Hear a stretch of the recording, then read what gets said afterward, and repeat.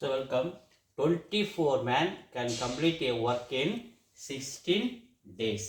So 24 men can complete a work in 16 days. So type கொடுத்துற men days 24 man can complete a work in 16 days.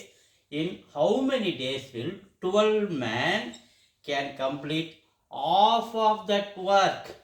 So first 12 man அந்த whole ஒர்க்கை எவ்வளோ நாளில் முடிப்பாங்கன்னு கண்டுபிடிச்சோம்னா அதில் பாதி நமக்கு ஈஸியாக ஆன்சர் கண்டுபிடிச்சிடலாம். ஸோ மறுபடியும் படிக்கிறேன். In how many days will 12 men complete half of that work. So 12 men whole work எவ்வளோ நாளில் முடிப்பாங்க அப்படின்னு நம்ம முதல்ல கண்டுபிடிப்போம். ஸோ இப்போ 12 men 24 மென்லேருந்து மென் வந்து 12 மென்னாக குறைஞ்சிறாங்க. அப்போ ஆட்கள் குறையும் போது கண்டிப்பாக நம்ம நாட்கள் அதிகமாகும். ஸோ மென் குறையும் போது டேஸ் வந்து இன்க்ரீஸ் ஆகும். ஸோ ஒன்று குறையுது ஒன்று ஏறுது. இதுக்கு பேர் indirect variation. So indirect variation சொல்லும்போது நல்லா கவனிங்க.